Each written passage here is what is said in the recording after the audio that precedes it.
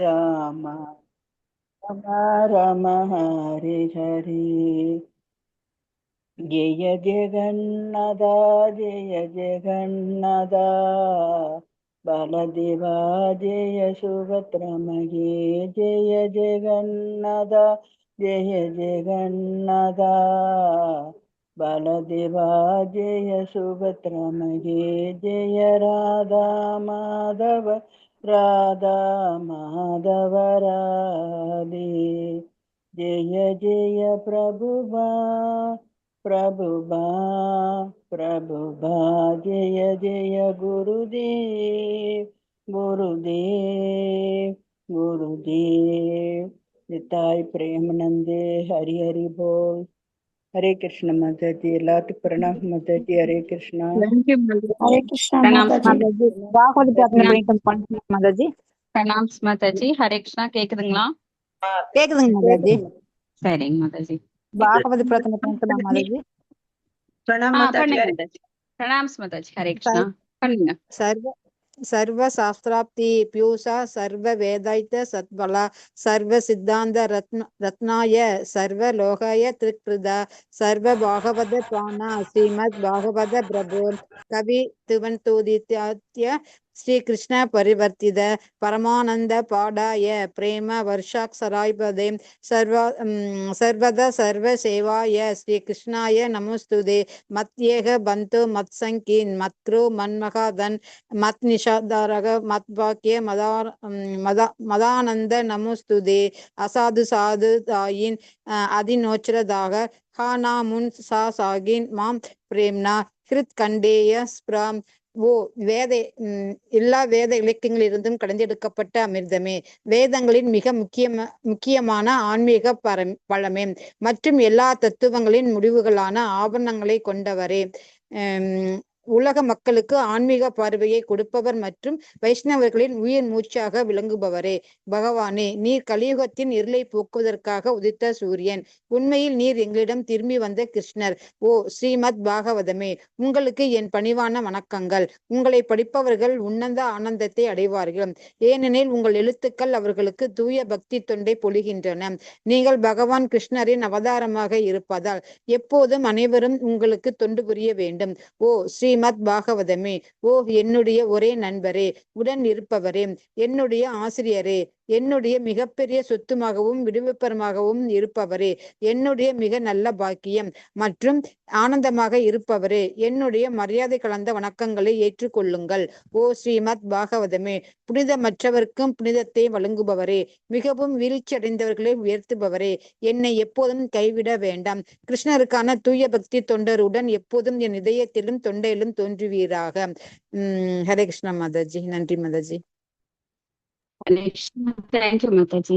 Narayanam Namaskrityam Naram Chaiva Narottamam Devim Saraswatim Vyacham Tado Jayamudriyet Nashtaprayesa Abhatreshu Nityam Bhagavata Sevaya Bhagavati Uttama Sloke Bhaktim Bhavati Naitaki Mukham Karodi Vachalam Pungum Langaya Degiram Yat Kripatamaham Mande Shri Gurum Dinatarinam Paramanandam Madhavam Sri Chaitanya Ishwaram.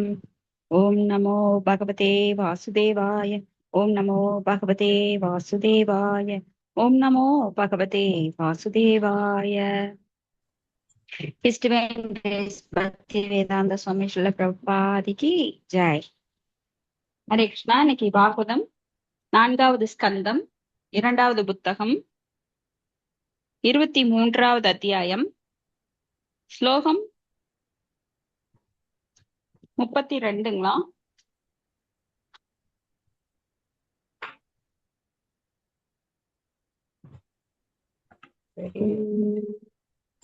இல்ல 33 நினைக்கிறேன்.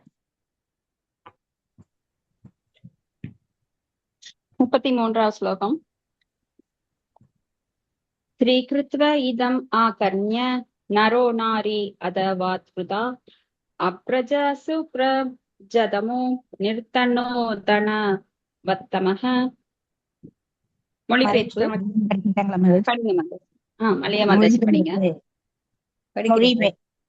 மொழிபெயர்ப்பு. ஆணோ பெண்ணோ அதை பற்றி கவலை இல்லை. ஒருவன் மிகுந்த மரியாதையுடன் மகாராஜா பிருதுவின் சரிதத்தை கேட்பானாயில் அவன் குழந்தை பாக்கியம் இல்லாதவன் என்றால் பல குழந்தைகளை ஈண்டெடுப்பான். அவன் வறியவனாகில் உயர்ந்த செல்வந்தனாக மாறுவான் என்பது திண்ணம். பொருளுரை. உயர்ந்த இது படிச்சாச்சு மாதாஜி. 30 முடிஞ்சிருச்சு. 36ல இருந்து படிக்கணும். 36. 34ங்களா? 6. ஓகே, 36 படிச்சிட்டோம். 35 படிச்சிட்டோம். 36 ஆமாங்க. 36 விஜயாபிமுகோ ராஜா ஸ்ருத்வைதத் அபியாதியான் அலிந்தஸ்மை ஹரந்தி அக்ரே ராஜான பிருதவே யதா. படிங்க. மொழிபெயர்ப்பு. ஓர் அரசன் பிற நாட்டை வெல்வதற்கும் அதனை ஆள்வதற்கும் விரும்பினால் அவன் தனது ரதத்தில் ஏறுவதற்கு முன்பாக 3 முறை பிருது மகாராஜாவின் சரிதத்தினை ஓத வேண்டும். எல்லா சிற்றரசர்களும் முன்னர் பிருது மகாராஜாவிற்கு எப்படி தங்கள் கப்பங்களை கட்டினார்களோ அதுபோல் தாமாகவே முன்வந்து தங்கள் கப்பங்களை செலுத்துவர். பொருளுரை. பொதுவாகவே ஒரு சத்திரிய அரசன் பிற அரசர்களை தனக்கு சிற்றரசர்களாக்கி இவ்வுலகினையே ஆள்வதற்கு விரும்புகிறான். பிருது மகாராஜாவின் காலத்திலும் இந்நிலை இவ்வாறே தான் இருந்தது. அச்சமயம் இப்பூமியில் ஏக சக்கராதிபதியாக அவர் ஒருவரே விளங்கினார். 5000 ஆண்டுகளுக்கு முன்னர் கூட மகாராஜா யுதிஷ்டரும் மகாராஜா பரீட்சித்துவும் இப்பூமியின் ஏக சக்கரவர்த்திகளாக விளங்கினார்கள். சில நேரங்களில் சிற்றரசர்கள் தவறிழைக்கும் பொழுது சக்கரவர்த்தி சென்று அவர்களை திருத்த வேண்டியது இருக்கும். இங்குள்ள பிற அரசர்களை வென்று இப்பூமி முழுவதையுமே ஆள வேண்டும் என்று ஒருவர் விரும்பினால் அவர் விருப்பம் நிறைவேற பிருது மகாராஜாவின் வாழ்க்கை சரிதத்தை ஓதும் பணியில் முதலில் அவர் ஈடுபட வேண்டும். ஹரே கிருஷ்ணா. தேங்க்யூ. ஹரே கிருஷ்ணா. தேங்க்யூ மாதாஜி. சோ இங்க பகவானை புகழ்வதும் பக்தர்களை புகழ்வதும் ஒரே நேர்கோட்டுல இருக்கு. சோ ரெண்டுமே ஏறத்தாழ கிடையாது, மேல கீழே கிடையாது. சோ பகவான் தன் பக்தர்களை புகழ்வதை மிகவும் விரும்புகிறார். தன்னை புகழ்வதை விட தன் பக்தர்களை புகழ்வதை விரும்புகிறார். இங்க பிருத்து மகாராஜா பகவானோட சக்தி ஆவேச அவதாரம். அதனால பிருத்து மகாராஜாவோட சரிதத்தை கேட்டால் என்ன பலன் கிடைக்கும் அப்படிங்கிற பல ஸ்ருதி இங்க நம்மளுக்கு கொடுக்கப்பட்டிருக்கு. யாருக்கெல்லாம் குழந்தை பாக்கியம் இல்லையோ, யாருக்கெல்லாம் செல்வம் வேண்டுமோ, யாரெல்லாம் நாட்டை ஆள வேண்டுமோ அவர்கள் எல்லாருமே பிருத்து மகாராஜாவோட சரிதத்தை திரும்ப திரும்ப கேட்கும் போது அவர்களுக்கு மேலும் மேலும் மங்களம் கூடி பௌதீக வளங்கள் பெருகும். ஆனா பக்தர்கள் பௌதீக வளங்களை நோக்கி இதெல்லாம் கேட்கறது கிடையாது. பகவானுடைய பக்தர்களை பற்றி கேட்பதனால் அவர்கள் மேலும் மேலும் தூய்மை அடைகிறார்கள். சோ அந்த உணர்வு தூய்மைப்படும் போது அவர்களது பக்தி மேலும் பிரகாசமாகின்றது. அடுத்த ஸ்லோகம் 37. முக்தான்ய சங்கோ பகவதி அமலாம் பக்திம் ஹுத்வா வகன் வைன்யஸ்ய சரிதம் புண்ணியம் ஸ்ருணுயாத் ஸ்ராவயேத் படேத். ஸ்ரீலக்ஷ்மி மாதாஜி ஒரு 2-3 ஸ்லோகம் படிங்க. ஹரே கிருஷ்ணா. மல்லியா மாதாஜி. பிரணாம் மாதாஜி. பிரணாம் மாதாஜி. மொழிபெயர்ப்பு. பக்தி சின்னதா இருந்தா 2-3 ஸ்லோகம் படிங்க மாதாஜி. சின்ன ஸ்லோகமா இருந்தா 2-3 ஸ்லோகம், சின்ன ஸ்லோகமா இருந்தா 2-3 ஸ்லோகம் தொடர்ந்து படிங்க. ஓகே. பக்தி தொண்டின் வேறு வழிமுறைகளை மேற்கொண்டிருக்கும் ஒரு தூய பக்தன் உன்னதமான நிலையினை அடையலாம். முற்றிலும் கிருஷ்ண உணர்வு மிக்கவனாக ஆகலாம். அத்தோடு அவர் அப்பக்தி தொண்டினை ஆற்றும் பொழுதே பிருது மகாராஜாவின் சரிதத்தினையும் குண நலன்களையும் கேட்கவும் படிக்கவும் செய்வதோடு பிறரையும் கேட்க செய்யவும் படிக்க செய்யவும் வேண்டும். பொருளுரை. புதிதாக வந்த ஒருவன் பகவானின் தீராத விளையாட்டுக்களை, குறிப்பாக ஸ்ரீமத் பாகவதத்தில் கூறப்படும் அவரது ராசலீலை பற்றிய அத்தியாயங்களை கேட்க மிகவும் ஆவல் கொள்கிறான். அப்பக்தன் பிருது மகாராஜாவின் தீராத விளையாட்டுக்கள் கூட பகவானது விளையாட்டுக்கள் இருந்து வேறுபட்டதல்ல என்பதனை இவ்வறிவுரை மூலம் புரிந்து கொள்ள வேண்டும். அரசர்கள் எல்லோருக்கும் உதாரண புருஷராக விளங்கிய பிருது மகாராஜா குடிமக்கள் அனைவரையும் எப்படி ஆள்வது, எப்படி முன்னேற்றுவது, எதிரிகளை எப்படி வெல்வது, யஞங்களை எப்படி நடத்துவது என்பனவற்றில் தமது திறமைகள் அனைத்தையும் வெளிப்படுத்தினார். ஆதலினால் சகஜியா அல்லது புதிய பக்தன் தான் பக்தி தொண்டில் உன்னதமான இடத்தை அடைய வேண்டும் என்று விரும்பினால் பிருது மகாராஜாவின் செயல்களை காதால் கேட்பதும் ஓதுவதும் பிறரை கேட்கச் செய்வது போன்றவற்றில் ஈடுபடவும் வேண்டும் என்று இதன் மூலம் பரிந்துரைக்கப்படுகிறார். ஹரே கிருஷ்ணா. தேங்க்யூ மாதாஜி. கிருஷ்ணா, தேங்க்யூ மாதாஜி. அடுத்த ஸ்லோகம் படிச்சு அதையும் படிங்க மாதாஜி. ஓகே மாதாஜி. பதம் 38. வைசித்ர வீரியா விகிதம் மகன் மகாத்மிய சீவகம் அஸ்மின் கிருதம் அதிமர்த்தியம் பார்த்தவீம் கதிம் ஆப்னுயாத். மொழிபெயர்ப்பு. மாமுனிவர் மைத்திரேயர் தொடர்ந்து கூறலானார். எனது அன்பிற்குரிய விதுரரே, ஒருவனது பக்தி செயல்களை பெருமைப்படுத்தும் பிருது மகாராஜாவின் சரிதத்தை என்னால் முடிந்த அளவில் விளக்கி இருக்கிறேன். இதனை கேட்டு பயன்பெறும் எவரும் பிருது மகாராஜாவை போல் வீடு பேறு பெற்று முழுந்தர் கடவுளை அடைவார்கள். பொருளுரை. இதற்கு முந்தைய ஸ்லோகத்தில் வரும் ஸ்ராவாயர் என்னும் வார்த்தை ஒருவன் தான் மட்டும் படிக்காமல் பிறரையும் படிக்கவும் கேட்கவும் செய்ய வேண்டும் என்று குறிப்பிடுகிறது. இதுவே போதனை என்று அறியப்படுகின்றது. சைத்தன்ய மகாபிரபுவும் இதனை பரிந்துரைக்கிறார். யாரே தாரே கஹா கிருஷ்ணா உபதேசா சைமத்திய 7.128. நீ யாரை சந்திக்க நேர்ந்தாலும் அவரிடம் கிருஷ்ணரின் அறிவுரைகளையோ அல்லது கிருஷ்ணரின் சரிதத்தையோ பற்றி கூறு. முழுமுதற் கடவுளின் செயல்களை பற்றிய சரிதத்தை போலவே பிருது மகாராஜாவின் செயல்களுக்கு ஒருவன் வேறுபாடு காணக்கூடாது. ஒரு பக்தன் தனக்கு வாய்ப்பு கிட்டும் பொழுதெல்லாம் பிருது மகாராஜாவை பற்றி பிறரையும் கேட்க தூண்ட வேண்டும்.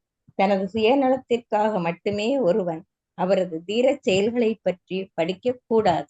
பிறரையும் அவைகளை பற்றி படிக்கவும் கேட்கவும் அவன் தூண்ட வேண்டும். இதன் மூலம் எல்லோரும் பயனடைதல் கூடும். ஹரே கிருஷ்ணா மாதாஜி. அடுத்தது படிக்கிறதுங்களா மாதாஜி? மாதாஜி பேசிடலாம்.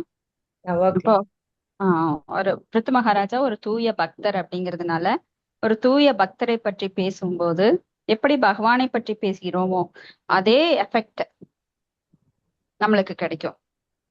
சோ ஒரு மகாராஜா அப்படின்னு யார சொல்றோம்? வாச்சோ வேகம், மனச குரோதோ வேகம், ஜிக்வா வேகம், உதரோபஸ்த வேகம்,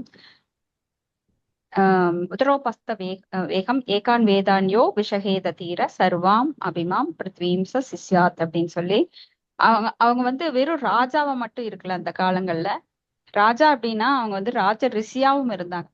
அதாவது புலன்களை அடக்கக்கூடியவர்களாகவும் இருந்தாங்க. வானப்பிரஸ்தத்தின் போது அத்தனை சொத்துக்களையும் விட்டுட்டு தன் மனைவி, மக்கள், தன்னோட படை, செல்வம் எல்லாத்தையும் விட்டுட்டு வெறும் ஒரு கோவணத்தை அணிந்து அவங்க கோபீனம் அதை மட்டும் அணிஞ்சிட்டு காட்டுக்கு போயிடுவாங்க. எதை பத்தியும் கவலைப்பட மாட்டாங்க. ஏன்னா இதெல்லாம் நிரந்தரம் அல்ல அப்படிங்கிற சாஸ்திர அறிவு அவங்களுக்கு இருக்கும். ஏன்னா ஒரு ராஜாவாகணும் அப்படின்னா சும்மா பரம்பரையில ஒரு டாக்டருக்கு பிறந்தா டாக்டர் ஆகலாம் அப்படின்னு எல்லாம் இல்லை இல்லையா? அது போல ராஜாக்கு பிறந்த உடனே ராஜா ஆயிட மாட்டாங்க. அவங்களுக்கு வேத கல்விகள் முதல்ல கொடுக்கப்படும். பிரம்மச்சரிய ஆசிரமத்துல அவங்க இப்போ ஸ்ரீராமர் ஆகட்டும், கிருஷ்ணர் ஆகட்டும், ராஜ பரம்பரையில பிறந்திருந்தாலுமே அங்க அவதரித்திருந்தாலுமே அவங்க என்ன பண்ணாங்க? குருகுலத்தை ஏற்றுக்கொண்டு அங்க கல்வி பயின்றார்கள். அது போல ராஜாக்களுடைய பிள்ளைங்கள் எல்லாருமே குருகுலத்துக்கு அனுப்பப்பட்டு தகுந்த கல்வி பயில்வார்கள். போர் பயிற்சிகளை தனுர்வேதத்துல இருக்கிற தனுர்வித்தைகளை கற்றுக்கொண்டு அப்புறம்தான் ராஜாவாவாங்க. எந்த ஒரு அறிவுமே இல்லை. இன்னைக்கெல்லாம் எல்லாத்துக்கும் நீங்க உள்ள போகணும்னா, ஒரு ஆபீஸ்க்குள்ள போகணும்னா என்ன படிச்சிருக்க? பிகாமா, பிஏவா, இல்ல ஐஏஎஸ் ஆபீசர் ஆகணும்னா நீங்க அதுக்கெல்லாம் நிறைய படிக்கணும். என்ஜினியரிங் படிக்கணும், லாயருக்கு படிக்கணும். லாயருக்கு படிக்காம கோர்ட்டு வாசல் மிதிக்க முடியாது. நீங்க போய் உள்ள வீட்டுல ஆர்கியூ பண்ற மாதிரியோ இல்ல ஆன்மீகத்தை பத்தி வெத்து வேட்டுக்கள் நிறைய பேர் ஆர்கியூ பண்ணுவாங்க. அப்படியெல்லாம் கிடையாது. இப்படித்தான், மறுவாழ்வு கிடையாது அப்படின்னு எல்லாம் கண்டமேனிக்கு வளருவாங்க. ஆனா நீங்க ஒரு ராஜா ஆகணும் அப்படின்னா ஒரு ராஜாக்கு பிறந்த உடனே ராஜா ஆயிட முடியாது. போர் பயிற்சி, நிறைய பயிற்சி எடுக்கணும். அப்புறம்தான் அந்த இளவரசர் பட்டத்துக்கு வருவார்.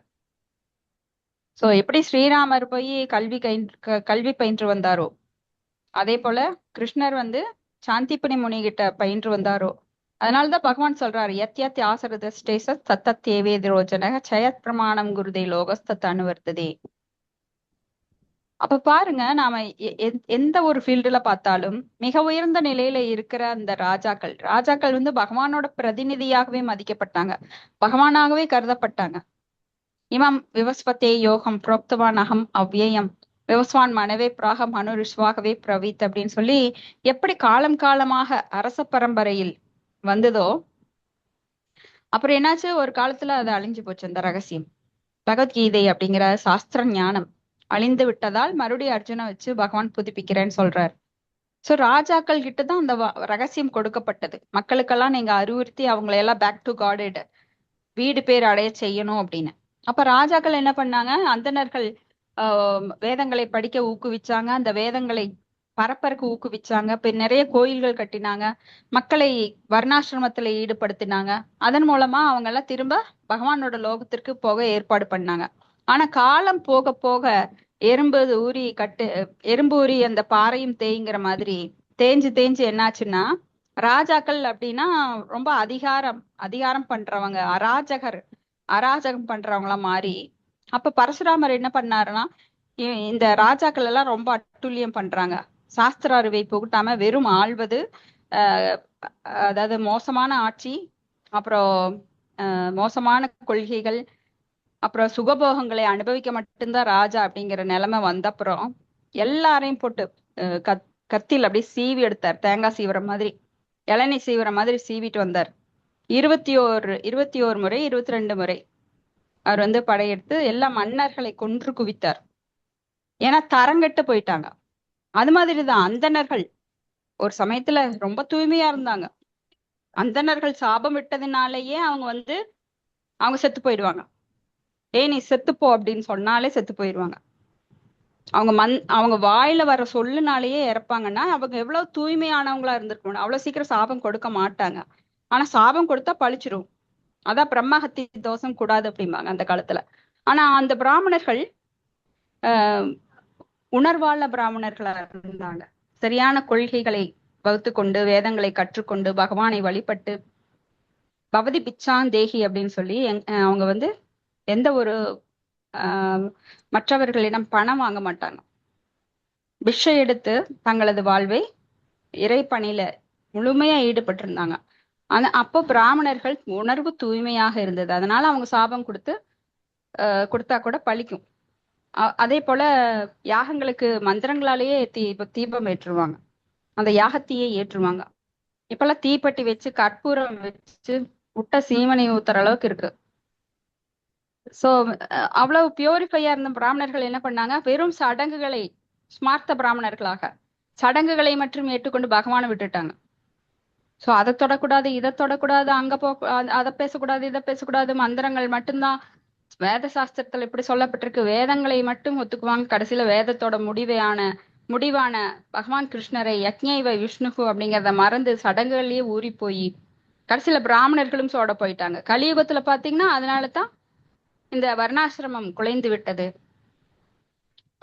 அப்போ இங்க மது மாது சூது மாமிசம் எல்லாம் தெருவுக்கு தெரு இங்க பிரபலமா இருக்கு. எது கூடாதுன்னு அந்த சத்தியுகத்துல இருந்ததோ கலியுகத்துல அது எல்லாமே சர்வசாதாரணமா நடமாடிட்டு இருக்கு. ஸோ கலிபுருஷனுக்கு ரொம்ப ஆனந்தம். ஏன்னா கலியுகத்துல கலிபுருஷன் தான் ஆட்சி செய்வாரு. அது இயற்கை. அதுக்கு தகுந்த மாதிரி நாம இங்க அனுப்பப்பட்டிருக்கோம். நாம என்ன பாவம் பண்ணினோமோ சத்தியுகத்துல பிறக்கல, திரேதாயுகத்துல பிறக்கல, துவாபர யுகத்திலையும் பிறக்கல, கலியுகத்துல தள்ளுற அளவுக்கு நாம பாவம் பண்ணியிருக்கிறோம். ஆனா யாரெல்லாம் தொடர்ந்து பகவானுடைய பக்தர்கள் நாம ரூப புகழ் லீலைகளை தொடர்ந்து ஸ்மரண் பண்ணுகிறார்களோ, சிரவணம் பண்ணுகிறார்களோ, அவங்களுக்கெல்லாம் மீண்டும் நற்கதி கிடைத்து பகவானோட லோகத்துக்கு திரும்ப போக பகவான் ஏற்பாடு பண்றார். அப்போ இந்த பகவானின் பக்தர்கள் பகவானின் குணங்களை பெற்றிருப்பதால் அவர்களை புகழ்ந்து அவங்க கதைகளை எல்லாம் கேட்கும்போது அவங்க தூய்மை அடைந்து பகவானை பற்றி புகழ்வதை விட பகவானின் பக்தர்களை பற்றி புகழ்வதை அவர் ரொம்ப ரசிச்சு கேட்கிறார். ஏன்னா எல்லார் உள்ளத்திலயும் பகவான் பரமாத்மாவா இருக்கார். சோ அந்த சுக்ருதி எல்லாருக்குமே கிடைக்கும்.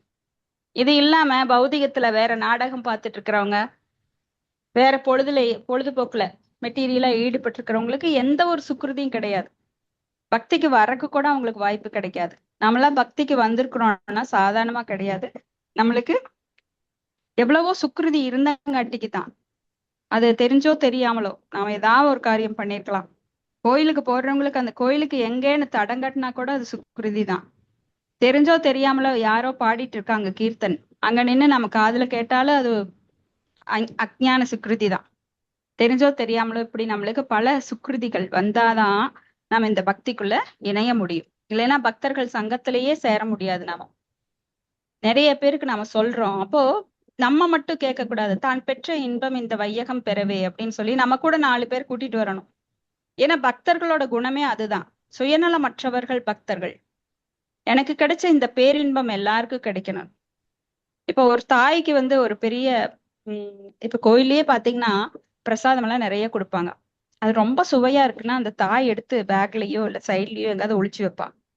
எதுக்குன்னு கேட்டா, என் குழந்தைக்கு அது வேணும். சோ வீட்டுல இருக்கிற யாருக்காவது கொண்டு போய் கொடுப்பா. இதுதான் அன்பு, எக்ஸ்சேஞ்ச், பரிமாற்றம். சோ அதுதான் இங்க பகவானை பற்றி நாம பேசும்போது எத்தனை ஆனந்தம் அந்த ஆத்மாக்கு கிடைக்குது. ஆனந்தமயோ அபியாஷாத். அப்ப நான் மட்டும் இதை கேட்டு பயன்பெறாமல் என்னால முடிஞ்ச எத்தனை பேரை இதுக்குள்ள கொண்டு வர முடியும் அத்தனை பேரை கொண்டு வந்து அவங்களுக்கு எல்லாம் தரும்போது உங்களுக்கு தானா அந்த டிகிரி ஏறிடுது. உங்களோட புண்ணிய கணக்கு ஏறிட்டே இருக்கு. ஏன்னா பகவானுக்கு உள்ள இருக்கிற பரமாத்மாக்கு எல்லாம் தெரியும், நாம என்ன நினைக்கிறோம் என்ன பண்றோம் அப்படிங்கிறது. தான் ஒருவன் மட்டும் அந்த புண்ணியத்தை. அதனாலதான் பக்தர்கள் மிகச்சிறந்தவர்கள். ஞானிகளோ யோகிகளோ அவங்களோட சுயநலத்துல மட்டும்தான் இருப்பாங்க. ஆனா பக்தர்கள் பாருங்க நிறைய பேருக்கு இத காணிச்சு கொடுப்பாங்க. இந்த சின்ன இந்த ஜட விஷயங்கள்ல பாருங்க, ஒரு சின்ன ஒரு எம்ப்ராய்டிங் தெரிஞ்சது, இல்ல ஒரு டிராயிங் தெரிஞ்சது, இல்ல ஒரு ஒரு அவங்களுக்கும் ஒரு ஸ்பெஷாலிட்டி இருக்கும். குக்கிங்ல சிறந்து இருப்பாங்க, சாம்பார் பொடி அதெல்லாம் நல்லா செய்வாங்க. ஆனா அடுத்தவங்களுக்கு சொல்லி கொடுக்க மாட்டாங்க. எங்கடா சொல்லி கொடுத்தா அவங்களுக்கு தெரிஞ்சிருமேன்னு. ஆனா பக்தர்கள் பாருங்க, நான் இந்த பக்தி எல்லாருக்கும் கிடைக்கணும். அவன் போற பக்கம்லாம் என்ன சொல்லுவான் பேசுவான் அப்படின்னா, அர்ஜுனன் கேக்குறாரு பகவத்கீதையில, ஒரு பக்தன் எவ்வாறு பேசுவான், எவ்வாறு நடப்பான், எவ்வாறு அமருவான் அப்படிதெல்லாம் கேக்குறாரு. ஒரு பக்தனோட ஸ்பெஷாலிட்டி என்ன? எப்பொழுதும் பகவானை பற்றி பேசுவது. நாமெல்லாம் போனை எடுத்தா, என்ன சாப்பாடு செஞ்சீங்க, நேத்து கல்யாணத்துக்கு என்ன நகை போட்டிருந்தீங்க, என்ன ட்ரெஸ் வாங்குனீங்க, எந்த கடைக்கு போலாம், இதெல்லாம் நம்மளுக்கு பேசுறதுக்கு நேரமும் கிடையாது, பேச இன்ட்ரெஸ்டும் கிடையாது. ஏன்னா பகவானை பத்தி பேச உயர்ந்த சுவை கிடைத்தவர்கள் தாழ்ந்த சுவையில் தங்களை ஈடுபடுத்தி கொள்ளுவது இல்லை. அதனால பாகவதம் படிச்சீங்கன்னா எந்த சாப்டர் படிச்சுட்டு இருக்கீங்க, நானும் வர்றேன், நம்மளாம் சேர்ந்து படிக்கலாம். சோ ஒரு பக்தனோட பேச்சு எப்பொழுதும் பகவானை பற்றியும் பகவானது பக்தர்களை பற்றியும் இருக்கும். சோ அவருக்கு என்ன செய்யலாம், யாரை பார்த்தா என்ன பகவானுக்காக சேவை செய்ய அவங்களை ஈடுபடுத்தலாம். ஒவ்வொருத்தருக்கும் ஒரு திறமை இருக்கு. அதுதான் குரு மகராஜ் செய்யறாரு. யாருக்காவது பேச தெரிஞ்சுதா நீங்க ப்ரீச் பண்ணுங்க, யாருக்காவது பாட தெரிஞ்சுதா நீங்க எல்லாம் பஜன் கீர்த்தன் பண்ணுங்க, யாருக்காவது இன்ஸ்ட்ருமெண்ட் பிளே பண்ண தெரியுமா நீங்க மிருதங்கம் அடிங்க. இப்படி பல வகையில ஈடுபடுத்துறாரு. யாருக்காவது சமையல் தெரியுமா அவங்க கிச்சன்ல ஹெல்ப் பண்ணுங்க. ஏன்னா சேவை என்ற எல்லாமே சேவைதான். இப்போ பெருக்கிறது, பகவானோட கோயிலை சுத்தம் பண்றது பெரிய சேவை. ஸோ ஏன்னா பகவான் இருக்கிற இடம் வைகுந்தம். அந்த வைகுந்தம் எப்படி இருக்கும்? சிந்தாம்னி பிரகர சத்ம சுகல்ப பிரக்ஷோ லக்ஷா விரதே சுஷுரபிரபிபால யந்தம் லக்ஷ்மி சகசிர சதசம் பிரமசேவியமானாம் கோவிந்தமாதி புருஷம் தமஹம் பஜாமி. சிந்தாமணி கற்கள் பாவப்பட்டிருக்கும். ஒரு பெரிய அரசன்னு சொல்றோம், அவனுக்கு இருக்கிற சொத்து அந்த சிந்தாமணி கல் சொல்லுவாங்க இல்லையா. நாம இப்ப மொசைக்கோ மார்பிளோ போட்டிருப்போம் வீட்டுல. அந்த ஒரு கல்லு விலை அந்த அரசனோட சொத்துக்கு ஈடாகுமாம். அவ்வளோ பெரிய கல்லு பாவி இருப்பாங்களாம், சிந்தாமணி கற்கள். அந்த வைகுண்ட லோகம் ஃபுல்லாமே அப்படிதான் இருக்குமா, சிந்தாமணி கற்கள். அப்புறம் சுரபி பசுக்கள். அந்த நம்ம பசு எல்லாம் 1 லிட்டர் 2 லிட்டர் கறக்கும், நாட்டு பசு. இந்த பசு 9 லிட்டர் 10 லிட்டர் கறக்கலாம். ஆனா அந்த பசுக்கள் 24 மணி நேரம் கறந்துட்டே இருக்குமா. அதுதான் பார்க்கடலா மாறுதான் சுரபி பசுக்கள். பார்க்கடல். நம்ம எப்படி உப்பு கடல் இருக்கு, உப்பை கொண்டு வந்து கலந்து விட்டீங்களான்னு கேட்போமா நாம? ஏன்னா நம்மளுக்கு பழகிடுச்சு, நம்ம கண்ணால பாக்குறோம். அப்ப பார்க்கடல் நிஜமாவா அப்படின்லாம் கேட்க கூடாது. ஏன்னா நம்ம கண்ணால பார்க்காதது உண்மை இல்லைன்னு நம்ம ஒரு சிற்றறிவை வைத்து எடை போடக்கூடாது. அப்ப அந்த பார்க்கடல் எல்லாம் சுரபி பசுக்கள் எப்பொழுதும் 24 மணி நேரம் சுரந்துட்டே இருக்குமா. அப்படி பார்க்கடல் உண்டாயிருக்கு. அப்புறம் அங்க கற்பக விருஷம். கற்பக விருஷம் அப்படின்னா அது கற்பக விருஷம் மரத்துக்கு கீழே நீங்க போய் ஏதாவது வேணும் அப்படின்னு கேட்டீங்கன்னா அதை உடனே கொடுத்துரும். ஏன் அது ஆன்மீக லோகத்துல இருக்கு, பௌதிக லோகத்துல இல்லைன்னா, நம்ம மனசு வந்து குரங்கு மனசு இன்னும். இப்ப ஒருத்த வந்து கற்பக விருஷம் அந்த மரத்துக்கு கீழே நின்னானா, நின்னுட்டு ஆஹா, ஹம், எப்படி இப்ப இப்ப இப்ப மட்டும் எனக்கு அழகான ஒரு வீடு இருந்தா எப்படி இருக்கும் அப்படின்னு நினைச்சானா. ஒரு பெரிய அடர்ந்த காடு. உண்மையிலேயே இப்பெல்லாம் கூட பிருந்தாவன காடுகள் அங்கெல்லாம் ஏதோ அதிசயமான மரங்கள்ல இருக்கு, கெட்டதை கொடுக்கக்கூடிய மரங்கள். ஆனா அது இப்ப போனாக்கா நம்மளுக்கு திரும்பி வர தெரியாத அளவுக்கு காட்டுல அதை மயக்கி விட்டுருமா. அப்போ கேட்டானா, அழகான வீடு இருந்தா அப்படி இருக்கும். உடனே வீடு கிடைச்சிருச்சு. அவனுக்கு உடனே ஆச்சரியம், என்னடா கேட்ட உடனே வந்துருச்சு, இங்க என்னமோ அதிசயம் இருக்கு அப்படின்னு. சரி செக் பண்ணி பார்க்கலாம். இந்த வீட்டுக்கு தகுந்த 2 மனைவி இருந்தா அப்படி இருக்கும். உடனே 2 மனைவிகள் வந்துட்டாங்க. அடடே, என்ன நிஜமாவே இப்படி நடக்குது? ஓ இப்படியும் நடக்குமோ?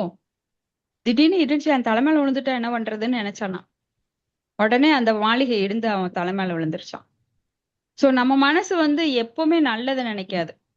அதனாலதான் இந்த பௌதிக உலகத்துல அந்த மரம் இல்ல. நல்ல வேளை. இருந்திருந்தா அவ்வளவுதான்.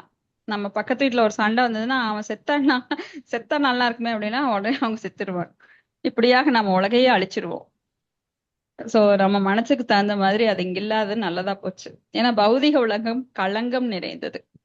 ஆனா பக்தர்கள் அந்த களங்கத்திலிருந்து விடுபட்டு சததம் கீர்த்த எந்தோமாம் எதந்த சுத்துட விரதாகன்னு எப்பொழுதும் பகவானை பற்றிய சிந்தனையில ஆழ்ந்திருப்பதனால தங்களுக்குள்ளேயே பேசிக்கொண்டும் பகவானை பற்றி பக்தர்களை பற்றி பாடிக்கொண்டும் அவங்க வந்து சுத்த சத்துவ குணத்துல அவங்களுக்குள்ளேயே ஒரு வைகுண்டத்தை உருவாக்கி அதுக்குள்ள உட்காந்துக்கிறாங்க. சோ அந்த கலியின் பாதிப்பு அவங்களுக்கு வர்றது கிடையாது. இதையெல்லாம் நாம வந்து பேச்சால இல்ல, செய்கையால நம்ம நடத்தியால உணர முடியும். இது பக்தியில உயர்ந்தவர்களுக்கு அந்த நோய் போக போக அதனோட எஃபெக்ட் நிறைய தெரிய ஆரம்பிக்கும். 5% இருந்து தொடங்கி 100% வரைக்கும் யாரு வர்றாங்களோ அந்த அளவுக்கு நாம வந்து பக்தியில அனுபவிக்கலாம். ஆனந்தம், பேரானந்தம். ஏன்னா உடல் பற்றிய சிந்தனையில லயித்திருக்கிறவங்களுக்கு என்னைக்குமே ஆனந்தம் கிடைக்கவே கிடைக்காது, கேரண்டி. சோ நம்புபவர்களுக்கு நலம் உண்டாகும். அடுத்தது ஸ்லோகம் 39. அடியன் அனுதினம். படிக்க மாதாஜி. ஓகே. அனுதினம் இதம் ஆதாரேன ஸ்ருண்வன் பிரதசரிதம் பிரதயன் விமுக்த சங்கः பகவதி பவசிந்து போதபாதே சாச்சா நிபுணாம் லபதே ரதிம் மனுஷ்யः. மொழிபெயர்ப்பு. எவரேனும் பிருது மகாராஜாவின் செயல்கள் பற்றிய சரிதத்தினை போற்றியும் வணங்கியும் நாள்தோறும் விடாது படித்து வந்தால் அது முழுமுதற் கடவுளின் திருவடித் தாமரைகளிடத்து அவரது ஆழ்ந்த நம்பிக்கையினையும் பற்றுதலையும் நிச்சயம் அதிகரிக்கச் செய்யும். பகவானின் பத்மபாதங்கள் என்னும் படகின் துணை கொண்டே ஒருவன் அறியாமை கடலினை கடத்தல் கூடும். பொருளுரை. இஸ்லோகத்தில் வரும் பவசிந்து போத பாதே என்னும் சொற்கள் மிகவும் முக்கியத்துவம் வாய்ந்தவைகளாகும். பகவானின் தாமரை திருவடிகள் மகத்பதம் எனப்படுகின்றன. இதன் பொருள் பௌதீக வாழ்வின் மூலமானது பகவானின் திருவடி தாமரைகளிலேயே இருக்கின்றது என்பதாம். பகவத்கீதையில் 10.8 அகம் சர்வஸ்ய பிரபவ, என்னிடமிருந்தே எல்லாம் தோன்றுகின்றனவென்று குறிப்பிடப்பட்டுள்ளது. அறியாமை கடலோடு ஒப்பிடப்படும் இப்பிரபஞ்சமானது பகவானின் பத்ம பாதங்களின் மேல்தான் இருக்கின்றது. அதனால் இப்பெரிய அறியாமை கடலினை ஒரு தூய பக்தனால் மட்டுமே சிறியதாக்கி கொள்ள முடியும். பகவானின் திருவடித் தாமரைகளை சரணடைந்த ஒருவன் இக்கடலை கடக்க வேண்டிய தேவையற்றவன் ஆவான். ஏனென்றால் அவன் பகவானின் திருவடித் தாமரைகளை அடைந்துவிட்ட ஒரு தகுதியின் மூலமே அறியாமை கடலின் ஏற்கனவே கடந்தவனாகிறான். பகவானது பெருமைகளையும் அவர் பக்தர்களின் பெருமைகளையும் ஓயாது ஓதியும் கேட்டும் கொண்டும் இருப்பதின் மூலமே பகவானின் திருவடித் தாமரைகளுக்கு செய்யும் பக்தி தொண்டில் ஒருவன் உறுதியாக நிற்பவன் ஆகிறான். இதே நிலையினை ஒருவன் பிருது மகாராஜாவின் சரிதத்தினை நாள்தோறும் எடுத்துச் செல்வதின் மூலம் மிகவும் எளிதாக அடைகிறான். விமுக்த சங்கஹா என்னும் வார்த்தை இது தொடர்பாக மிகவும் முக்கியத்துவம் வாய்ந்ததாகிறது. ஏனென்றால் ஜட இயற்கையின் முக்குணங்களோடு நமக்கு இருக்கும் தொடர்பினால் பௌதீக உலகில் நமது நிலை முற்றிலும் ஆபத்து வாய்ந்ததாக இருக்கின்றது. அதே நேரம் சிரவணம் மற்றும் கீர்த்தனம் போன்றவற்றின் மூலம் பகவானின் பக்தி தொண்டில் ஈடுபடும் பொழுது நாம் உடன் விமுக்த சங்க அதாவது விடுதலை பெற்றவர்கள் ஆகிறோம். இவ்வாறு ஸ்ரீமத் பாகவதத்தில் 4ஆம் காண்டம் 23வது அத்தியாயமான பிருது மகாராஜா வீடு பேறு அடைகிறார் என்னும் பகுதிக்கு பக்தி வேதாந்தரின் பொருளுரை இத்துடன் நிறைவடைகின்றது. ஹரே கிருஷ்ணா. தேங்க்யூ. ஹரே கிருஷ்ணா. தேங்க்யூ மாதாஜி. சோ பிருது மகாராஜாவோட செயல்களை பற்றி சரிதத்தை பற்றி போற்றியும் வணங்கும் வணங்கியும் நாள்தோறும் விடாது படித்து வந்தாள். அது முழுமுதற் கடவுளின் திருவடித் தாமரைகள் எடுத்து அவன் ஆழ்ந்த நம்பிக்கையும் பற்றுதலையும் நிச்சயம் அதிகரிக்க செய்யும். ஏன்னா நம்மளுக்கு இருக்கிற நோய் என்ன? முக்கியமான நோய் பகவானை மறந்திருப்பது. அதுதான் நம்ம துன்பத்திற்கெல்லாம் ஆதி காரணம். சோ யாருக்கெல்லாம் பௌதிகமான இச்சைகள் நிறைவேற வேண்டுமோ அவங்க கூட கேட்கலாம். குழந்தை வேணுமா, செல்வம் வேணுமா, இல்ல உங்களுக்கு ராஜா ஆகணுமா, மந்திரி பதவி வேணுமா, அவங்கெல்லாம் வந்து டெய்லி பாராயணம் பண்ணலாம். ஆனா யாருக்கு பக்தி வேண்டும், அவங்க வந்து பிருத்து மகாராஜாவோட கதைகளை கேட்டு, ஏன்னா பகவான் சீக்கிரம் பக்தி தர மாட்டார், சீக்கிரம் கர்ம பலன்களை தருவார். புண்ணிய பலன்களை வேணுமா எடுத்துக்கோ, செல்வம் வேணுமா எடுத்துக்கோ, உங்களுக்கு சித்தி வேணுமா எடுத்துக்கோங்க. ஆனா பக்தி அவ்வளவு சீக்கிரம் கொடுக்க மாட்டேன். ஏன்னா அகம் பக்த பராதீனோ, நான் வந்து பக்தர்களின் அடிமை, அதனால சீக்கிரம் பக்தி தரமாட்டார். சோ பக்தி வேண்டுபவர்கள் பிடிவாதமா, ஒரு குழந்தை எப்படி பிடிவாதமா எனக்கு அதுதான் வேணும்னு வாங்குது, அது போல பக்தர்கள் என்ன பண்ணுவாங்கன்னா, உன்னை தவிர எனக்கு வேற சேவையே வேண்டாம் பகவானே, போதும் எனக்கு இந்த பிறப்பு, உங்ககிட்ட இருக்கிற அமைதி எங்கேயே எனக்கு கிடைக்காது, நீ தூய்மையானவற்றில் தூய்மையானவர், நீ இல்லாம நான் இருக்க முடியாதுன்னு யாரெல்லாம் பக்தி கேட்கிறாங்களோ கண்டிப்பா அதை பல சோதனைகளுக்கு அப்புறம் தருவார். ஏன்னா பக்திக்கு வர்றவங்கள நல்லா சோதிக்கப்பட்டு புடம் போடப்பட்டு, தங்கம் எப்படி புடம் போடப்படுகிறதோ, வைரம் எப்படி செதுக்கப்படுகிறதோ சோதனைக்கு அப்புறம் எடுத்துக்கிறார். அதனால நினைச்சுக்க வேண்டாம் உடனே ஓடிடலான்னு. ஏன்னா ஒரே ஒரு தடவை தான், பல பிறவிகள் நீங்க எடுத்து கஷ்டப்படுறதை விட ஒரே பிறவியில பகவான்கிட்ட கஷ்டப்பட்டாலும் போயிடலாம். தத்தேனு கம்பாம் சூசமே சமானோ புஞ்சானு ஏவாத்மகிருதம் விபாகம் அப்படின்னு சொல்லி நாம பக்தர்கள் அதை பொறுத்துக்கிட்டு பகவானின் திருவடி தாமரைகளை என்றும் விடாது பிடிச்சுக்குவாங்க. அடுத்தது இங்க வந்து பவசிந்து போத பாதி அப்படின்னா, பகவானின் தாமரை திருவடிகள் மகத்பதம். மகத்பதம் இது வந்து புண்ணியம். அப்ப இதன் பொருள் பௌதிக வாழ்வின் மூலமானது பகவானின் திருமடி தாமரைகளிலேயே இருக்கிறது. ஏன்னா பகவான் பௌதிகம் மற்றும் ஆன்மீகம் ரெண்டையும் அவர்தான் படைத்து காத்து அளிக்கிறாரு. பௌதிகத்தை, ஆன்மீகத்தையும் அவர்தான் காத்து கொண்டிருக்கிறார். அகம் சர்வசிய பிரபவோ மத்தக சர்வம் பிரவர்த்ததே இதிமத்வா பஜதே மாம் புதாபாவ சமன்விதாக அப்படின்னு சொல்றாரு 10.8 சதுர்ஸ்லோகில. சோ இந்த பௌதிகமானது எப்படிப்பட்டது? பௌதிக உலகங்கள் அறியாமை எனும் கடல் போன்றது. சோ இந்த அறியாமை கடல்ல நாம தள்ளப்பட்டிருக்கோம், மோகத்துல மயக்கத்துல தள்ளப்பட்டிருக்கோம். இப்ப நாமெல்லாம் இங்க எப்படி இது பண்ணிட்டு இருக்கோம்னா, மயக்கத்துல பேசுறோம், மயக்கத்துல பாக்குறோம், மயக்கத்துல ஒரு குடிகாரங்கண்ணுக்கு எல்லாமே ரெட்டை ரெட்டையா தெரியும். நான் குடிச்சு பார்த்தது இல்ல, பட் கேள்விப்பட்டிருக்கேன். அது மாதிரி இங்க இருக்கிறவங்களுக்கு எல்லாமே மாயையோட கண் கொண்டு பார்க்கும்போது எல்லாமே உண்மையா தெரியும். இது என் குடும்பம், இது என் கணவன், இது என் உடலில் பிறந்ததுனால இவன் என் மகன், இம்மகள் அப்படின்னு. ஆனா இது எல்லாம் வந்து போகும் உறவுகள். எப்படி ஒரு ஆற்றுல வந்து சருகுகள் ஒன்றாக சேர்ந்து அந்த ஆற்று நீரில் ஒரு சில நிமிடங்கள் அது ஒன்னா இருக்கும், அப்புறம் மறுபடியும் வந்து அலைகளால் கலைக்கப்பட்டு மறுபடியும் தனித்தனியா போகுது. அது போல நாமெல்லாம் பல்வேறு ஆத்மாக்கள், அவங்க கர்மாக்கு தகுந்த மாதிரி கர்மாணி கிந்தகதி கர்மாணி கிந்தகதி அப்படின்னு சொல்லி கர்மங்களுக்கு தகுந்த மாதிரி நம்ம ஒவ்வொரு குடும்பத்துல ஒவ்வொரு உறவுகளோட. ஆனா இந்த செகண்ட் நாம போனோம்னா அந்த உறவும் கிடையாது, சொத்தும் கிடையாது, பேரும் கிடையாது, ஒண்ணும் கிடையாது. சோ பிறந்த மேனி நம்மளுக்கு எப்படி இருந்தது, ஒரு ட்ரெஸ் கூட போடாம பிறந்தோம் எல்லாம், அதே மாதிரி நம்ம இறக்கவும் போறது இந்த பாடிய உடலை விட்டு போக போறோம். அது இருக்கிறதுக்குள்ள எவ்வளவு அடிச்சுக்கிறோம், இது என்னோடது, அவன் இப்படி சொல்லிட்டான், இவன் இப்படி சொல்லிட்டான், அவன் இப்படி இவன் இப்படி. ஆனா பகவானுக்கு பக்தி தொண்டு பண்றதுக்கு நாம மறந்துடுறோம். முக்கியமானதை விட்டுட்டு பலதையும் பிடிச்சுக்கணும். நாம எது வேறோ அதை விட்டுட்டு இலை கிளை அதெல்லாம் வந்து உண்மை நம்புறோம். சோ நாம ரொம்ப கவனமா இருக்கணும். ஏன்னா இந்த பௌதிக உலகமானது அறியாமை கடல். இது வந்து பதம் பதம் எத் விபதாம் நதேசாம். ஒவ்வொரு அடியும் நம்மளுக்கு ரொம்ப ஆபத்தானது. நீங்க ஏதாவது கடவுளை மறந்து ஒரு செயல் செய்யும் போது அதுக்கு பலன் கருதி செய்யற செயலா மாறிடும். அப்ப அது வந்து அகர்மா ஆகாது, விகர்மா ஆயிரும். அதனால நம்ம இந்த பௌதிக கடலை எப்படி கடக்கிறது? கடல் அப்படின்னா நீங்க ஒரு படகுல கடந்துட முடியுமா? ஒரு சிறு படகை வச்சு கடந்துட முடியுமா? இல்ல என்னதான் நீச்சல் தெரிந்தாலும் நீங்கள் நீந்தி கடக்க முடியாது. தன்னந்தனியா விடப்படுறீங்க. அதுல வந்து எந்த துணையும் கிடையாது. அப்ப ஒரு குரு வந்து ஒரு படகு கொண்டு வர்றார், நீ ஏறிக்கோ இதுல, நான் உன்னை கரையேத்துறேன் அப்படின்னு. அதுலயும் நிறைய பேர் ஏற மாட்டேங்கிறாங்க. எனக்கெல்லாம் சரியில்லைங்க, குடும்ப சூழ்நிலை சரியில்லைங்க, அதுங்க இதுங்க பல விதமான எப்படியெல்லாம் தட்டி கழிக்கணும். உங்களுக்கு நன்மை கிடைக்கிறதுக்கு அவர் பாடுபடுறார். ஆனா தட்டி கழிக்கிறதுக்கு நாம எவ்வளவோ ரீசன் சொல்றோம்.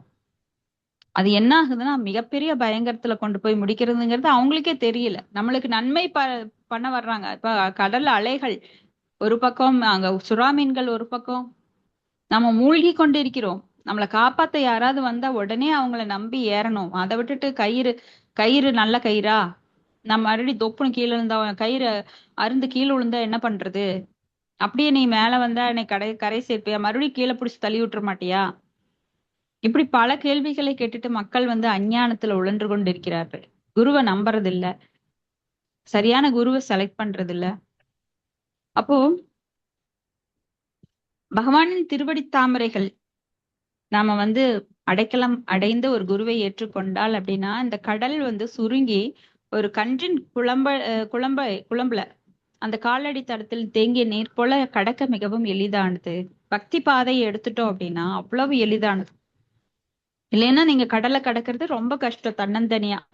சிலரெல்லாம் நாயோட வாழை பிடிச்சிட்டு கடலை கடந்துடலான்னு அருவுவாதிகள், இந்த நாத்திகவாதிகள் இவங்கெல்லாம் சொல்றதை நம்பி அவங்க பின்னாடி போயிடுவாங்க. அழகான ஓமை சொல்றாரு. நாயோட வாழை பிடிச்சு கடலை கடக்கிறேன்னு சொல்லி நாயோட வாழை பிடிக்கிற மாதிரி அவங்க வாழை பிடிச்சிடுறாங்க. இதெல்லாம் ரொம்ப எவ்வளவு அழகா காமெடியா சொல்லியிருக்காரு. அப்ப இங்க வந்து விமுக்த சங்க என்ன ஜட இயற்கையின் முக்குணங்களோடு நமக்கு இருக்கும் தொடர்பால் பௌதிக உலகின் நமது நிலை முற்றிலும் ஆபத்து வாய்ந்தது. அதே நேரம் சிரவணம், கீர்த்தனம் போன்றவற்றின் மூலம் பகவானின் பக்தி தொண்டில் ஈடுபடும் பொழுது நாம் உடன் விமுக்த சங்க, அதாவது விடுதலை பெற்றவர்கள் ஆகிறோம்.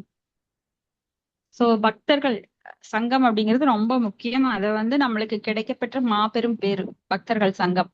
ஏன்னா ஒரே அலைவரிசை உள்ளவர்கள் தான் ஒன்னா சேர முடியும். இப்ப நிறைய புடவை வாங்கணுங்கிறவங்க புடவை விற்கிறவங்களோட சங்கத்துல சேருவாங்க. நிறைய பேக் பைட்டிங், மற்றவர்களை பற்றி பின்னாடி பேசணும்னு நினைக்கிற ஒரு கூட்டம் இருக்கும், அவங்க எல்லாம் ஒரு பக்கம் சேருவாங்க. அரசியல்ல சேரணும்னு நினைக்கிறவங்க அரசியல் கட்சியில தொண்டர்களா அடிமைகளா சேர்ந்து அவங்களுக்கு ஊழியம் பண்ணிட்டு இருப்பாங்க. இப்படி ஒரு பிசினஸ் அசோசியேஷன், ஒரு ரைஸ் மில் அசோசியேஷன்னா அது, அப்புறம் டெக்ஸ்டைல் அசோசியேஷன், இப்படி நிறைய அவங்கவுங்க குணத்துக்கு தகுந்த மாதிரி ஒரு அசோசியேஷன் ஏற்படுத்திக்குவாங்க. ஆனா பகவானிடம் பேக் டு காட், வைகுண்ட லோகத்திற்கு போகணும், பகவானிடம் திரும்ப போகணும்னு நினைக்கிற பக்தர்கள், ஏன்னா இதுதான் உயர்ந்த சங்கம் இருக்கிறதுலயே, உலகத்திலேயே உயர்ந்த சங்கம் எது அப்படின்னா பக்தர்கள் சங்கம். அது வந்து கொடுத்து ரொம்ப புண்ணியம் பண்ணினாதான் கிடைக்கும். புண்ணியம் பண்ணாதவங்களுக்கு இல்ல பகவானை பற்றி ஆர்வம் இல்லாதவர்களுக்கு இந்த சங்கத்துல இடமே கிடையாது. ஆனா இது ரொம்ப அபூர்வம், சுதுர்லப. கிடைக்கக்கூடிய இந்த அரிய வாய்ப்பை யாரெல்லாம் பயன்படுத்திக்கிறாங்களோ அவங்க வாழ்க்கை பிரகாசமாக இருக்கும், மங்களகரமா இருக்கும். மற்றவர்களுக்கு இப்போ அவங்க நினைக்கிறாங்க இந்த உலகத்துல நான் தான் கோடீஸ்வரன், நான் தான் நல்லா ஜடப்படிப்பு படிச்சிருக்கேன், பெரிய போஸ்ட்ல இருக்கேன் அப்படின்னு நினைக்கிறவங்களுக்கெல்லாம் அறியாம இன்னும் இருள்ல இருக்கிறாங்க அவங்க. இது சூட்சுமமான விஷயம். அவங்க இருள் அப்படின்னா நினைச்சுப்பாங்க எனக்கு தானே சூரிய வெளிச்சம் வருது, அந்த இருள் இல்ல, இது அறியாமை என்னும் இருள். அதுக்கு பாகுபாடே அவங்களுக்கு தெரியாது. அந்த அளவுக்கு மூடர்களாக அவங்க வந்து மாயா அபகர்த்த ஞான ஆசூரம் பாவம் ஆசிரிதம், மாயினால் அபகரிக்கப்பட்ட ஞானத்தில் உழன்று கொண்டிருப்பார்கள். அவங்களுக்கு வந்து ஆன்மீக வெளிச்சம் எப்ப கிடைக்குமோ தெரியாது. பல கோடி ஜென்மங்கள் எடுத்து எடுத்து எடுத்து எடுத்து புன சர்வித சர்வநானாம் அப்படின்னு மீண்டும் மீண்டும் அவங்க பிறந்துட்டே இருப்பாங்க. அடுத்தது 24வது அத்தியாயம் போக போறோம். சிவபெருமான் பாடிய துதிப்பாடல். ஸ்லோகம் 1. மைத்ரேய உவாச்ச விஜிதாஸ்வோ திராஜாசீத் பிருது பிருத்புத்திர பிருது ஸ்ரவா யாவீயாப்யோ ததாத் காஷ்டா பிராத்ருப்யோ பிராத்ருவத்சலஹ. நான் படிக்கட்டும் அது மாதாஜி. படிங்க மாதாஜி. மொழிபெயர்ப்பு. மகாமுனிவர் மைத்ரேயர் தொடர்ந்து கூறினார். பிருது மகாராஜாவின் புத்திரரான விஜிதாசன் என்பவர் தன் தந்தையைப் போலவே புகழ் பெற்றவர். அவர் தனது தந்தைக்கு பின் பேரரசராகி தான் அளவு கடந்து நேசிக்கும் தன் இளைய சகோதரர்களிடம் இப்பூமியின் பல்வேறு பகுதிகளை கவனிக்கும் பொறுப்பினை ஒப்படைத்தார். பொருளுரை. பிருது மகாராஜாவின் வாழ்க்கை வரலாற்றினை முந்தைய அத்தியாயத்தில் விவரித்த பின்னர் மாமுனிவர் மைத்ரேயர் பிருது பரம்பரையில் வந்த வாரிசுகளான அவர் புத்திரர்களையும் பேரர்களையும் பற்றி கூறத் தொடங்குகிறார். மகாராஜா பிருதுவின் மறைவிற்கு பிறகு அவர் மூத்த மைந்தன் விஜிதாஸ்வன் சக்கரவர்த்தி ஆனார். விஜிதாஸ்வன் தனது சகோதரர்களிடத்து மிகுந்த பாசமுடையவர் ஆதலினால் அவர் இப்பூமியை பல்வேறு பாகங்களாக பிரித்து அவற்றை ஆள்வதற்கு தன் சகோதரர்களை நியமித்தார். ஆதிகாலம் தொட்டே ஒரு அரசன் மரணமடைந்தால் அவன் மூத்த மகனை பட்டத்திற்கு வருவது மரபு. பாண்டவர்கள் உலகை ஆளும் பொழுது பாண்டுவின் மூத்த மைந்தரான மகாராஜா யுதிஷ்டிரரை மன்னராக அவர் சகோதரர்கள் அவருக்கு துணையாக விளங்கினார்கள். அதுபோலவே பின்னர் விஜிதாஸ்வன் தன் இளைய சகோதரர்களை உலகின் பல்வேறு பகுதிகளை ஆளும்படி நியமித்தார். ஹரே கிருஷ்ணா. தேங்க்யூமா. ஹரே கிருஷ்ணா மாதாஜி. தேங்க்யூ மாதாஜி. இங்க பிருத்து மகாராஜா வாழ்க்கையை நம்ம பார்த்தோம். அப்ப பிருத்து மகாராஜாவோட வம்சவழிகள், புத்திரர்கள், பேரர்கள், அவங்கள பத்தி இங்க பேச தொடங்குறார் மைத்ரேய முனிவர். அவருக்கு அப்புறம் அவரோட மகன் விஜிதாஸ்வன் அவர் வர்றார். அவர் சகோதரர்களிடமிடத்து மிகுந்த பாசம் உடையவர்கள். அதனால அவர் பூமியை பல்வேறு பாகங்களா பிரித்து அவற்றை ஆள்வதற்கு பிரிச்சு தர்றார். ஒரு அரசன் மாண்டு விட்டால் அவன் மூத்த மகன் பட்டத்துக்கு வர்றதுதான் அந்த காலத்துல இயல்பு. அப்ப பாண்டவர்கள் இவ்வுலகை ஆளும்போது பாண்டுவின் மூத்த மைந்தரான மகாராஜா யுதிஷ்டர் தான் தலைமையை வகித்து மன்னராக பல பல நூற்றாண்டுகள் பல ஆயிரக்கணக்கான ஆண்டுகள் அவர் ஆட்சி செஞ்சார். அவங்க சகோதரர்கள்லாம் அவருக்கு துணையா இருந்தாங்க. அந்த மாதிரி இங்க விஜிதாஸ்வன் தன் இளைய சகோதரர்களை உலகின் பல்வேறு பகுதிகளை ஆளும்படி நியமிக்கிறார். சோ அந்த காலத்துல மூத்த மைந்தன் தான் அரசாளனும். சோ அதுக்கப்புறம் பாத்தீங்கன்னா கலியுகம் துவங்கிருக்கு. அதாவது இந்த மக்களாட்சி வர்றதுக்கு முன்னாடியே அதெல்லாம் முடியாது, எனக்கும் வேணும் அப்படின்னு சொல்லி இளையவர்கள் எல்லாம் என்ன பண்ணாங்கன்னா மூத்தவர்களை கொல்ல ஆரம்பிச்சுட்டாங்க. அப்புறம்தான் அதுல எல்லாம் நிறைய கஜமுஜா வந்து அப்புறம் மன்னராட்சியெல்லாம் ஒழிக்கப்பட்டு அப்புறம் மக்களாட்சி தொடங்கினாங்க இந்த ஆங்கிலேயர்கள் வந்ததுக்கு அப்புறம். அப்புறம் பெயரளவு மன்னர்கள் இன்னைக்கும் கூட இருக்கிறாங்க. ராஜபுத்தினர்கள் அப்படின்னு சொல்லி ராஜஸ்தான்ல, அப்புறம் மைசூர் மகாராஜா, அவங்க பரம்பரையெல்லாம் இன்னுமே இருக்கு. ஆனா பெயரளவுல அவங்களுக்கு வந்து ஆட்சி கிடையாது. ஆனா அந்த சொத்துக்கள் இன்னும் இருக்கு அவங்க கிட்ட. அது ஸ்லோகம் 2. ஹரியஸ் இக்ஷாயாதிசஸ் பிராசீம் தூம்ரகேச்சாய தஷினாம் பிராதீசீம் மிருக சம்ஞாய துர்யாம் திரவினை சேபு விபுகு. மொழிபெயர்ப்பு. மகாராஜா விஜிதாஸ்வன் ஹர்ஷயன் எனும் சகோதரருக்கு கிழக்கு பகுதியும், தூம்ரகேஸ் எனும் சகோதரருக்கு தெற்கு பகுதியும், மிருகன் எனும் சகோதரருக்கு மேற்கு பகுதியும், திரவிணன் எனும் சகோதரருக்கு வடக்கு பகுதியினும் அளித்தார். சோ இப்படியாக பிரிந்துதான் ஒவ்வொரு வம்சத்தினர் உண்டாகிறாங்க. அப்புறம் காலப்போக்கில் என்ன பண்றாங்கன்னா அவங்களுக்கெல்லாம் தனித்தனி பெயர்கள் வச்சுக்கிட்டு நாங்க இந்த மரபுல இருந்து வந்தவங்க அப்படின்னு சொல்லிக்கிறாங்க. சோ இதெல்லாம் பாத்தீங்கன்னா அன்னைக்கு பாரத பூமி அப்படின்னா பரத பூமி ஒரே உலகத்தின் கீழே, ஒரே உலகத்துல இருக்கிறவங்க ஒரு ஆட்சியின் கீழே இருந்தாங்க. பல சிற்றரசர்கள் இருந்திருக்கிறாங்க. ஆனா ஒரே தலைமையில ஒரு பேரரசர், ஒரே ஒரு பேரரசர் பரத மகாராஜா பேர்ல தான் இந்த பாரத நாடு அதுக்கு தலைநகரமா இருந்தது. அதனாலதான் இன்னைக்கும் பாரத பூமியில அந்த வேத பண்பாடு அப்படிங்கிறது இன்னும் கொஞ்சம் ஒட்டி இருக்கு. ஸ்லோகம் 3. அந்தர்தான கதிம் சக்ராவ் லபத்வாந்தர்தான சம்ஜீதः அபத்யத்ரயம் ஆதத்த சிகண்டியாம் சுசம்மதம். படிங்க மாதாஜி. மாதாஜி. மொழிபெயர்ப்பு. முன்னர் மகாராஜா விஜயதாசனிலே தேவலோக அதிபதியான தேவேந்திரனை மகிழ்வித்து அந்தர்தானன் என்னும் சிறப்பு பெயரின் அவரிடமிருந்து பெற்றார். விஜயதாசுவின் மனைவியின் பெயர் சிகண்டி என்பது. இவர்கள் இருவருக்கும் 3 தன்மைந்தர்கள் பிறந்தனர். பொருளுரை. மகாராஜா விஜயதாஸ்வன் அந்தர்தானன், இதன் பொருள் கண்களுக்கு புலப்படாதவர் என்னும் சிறப்பு பெயரினை பெற்றவர். இப்பட்டம் வேள்விச்சாலையில் இந்திரன் குதிரையை திருடி காலகட்டத்தில் இந்திரனிலிருந்து பெற்றதாகும். இந்திரன் பிறர் கண்களுக்கு புலப்படாமல் குதிரையை திருடிய பொழுதும் மகாராஜா பிருதுவின் மகனான விஜயதாசுவின் கண்களுக்கு மட்டும் அது தெரிந்துவிட்டது. தனது தந்தையின் குதிரையை இந்திரன் திருடிய பொழுதும் விஜயதாசுவன் இந்திரனை தாக்கவில்லை. இச்சமயம் விஜயதாசுவின் பெரியவர்களை மதிக்கும் சிறந்த பண்பு கொண்டவர் என்பதை தெரிவிக்கிறது. தனது தந்தையின் குதிரையை இந்திரன் திருடிய பொழுதும் இந்திரன் ஒரு சாதாரண திருடன் அல்ல என்பது விஜயதாசனுக்கு நன்றாக தெரியும். இந்திரனது செயல் தவறு என்று தெரிந்தும் அவன் தேவர்களின் தலைவன் என்பதனாலும் முழுமுதற் கடவுளின் ஊழியன் என்பதாலும் விஜயதாசுவின் அவனை மன்னித்தார். விஜயதாசனின் இச்செயல் இந்திரனை மகிழ்வித்து செய்தது. இவர்கள் தேவர்கள் விரும்பும் பொழுது தோண்டவும் மறையவும் ஆற்றல் பெற்றவர்கள். இச்சக்தினை விஜயதாசனை பெற இந்திரன் விஜயதாசனுக்கு வரமளித்தான். அதனாலே விஜயதாசனை அந்தர்தானன் என்று அழைக்கப்பட்டார். ஹரே கிருஷ்ணா. நன்றி. நன்றி மாதாஜி. சோ விஜயதாசன் வந்து அந்தர்தானன். அந்தர்தானனா கண்ணுக்கு புலப்படாதவர். எப்படி இவர் வந்து இந்த பட்டம் பெற்றார் அப்படின்னா, இவர் வந்து கண்ணுக்கு புலப்படாமல் இருக்க முடியும். தேவர்களுக்கு அந்த சக்தி உண்டு.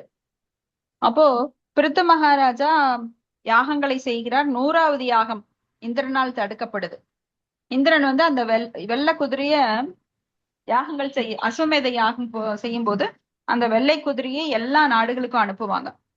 எல்லா நாடுகளுக்கும் அனுப்பும் போது அந்த குதிரையை வந்து யாரும் தொந்தரவு பண்ணாம அதுக்கு மாலை மரியாதை எல்லாம் போட்டு அடுத்த நாட்டுக்கு அனுப்பி அப்படியே அது பல நாடுகளுக்கு சென்று திருப்பியும் மன்னர்கிட்டே வரும்.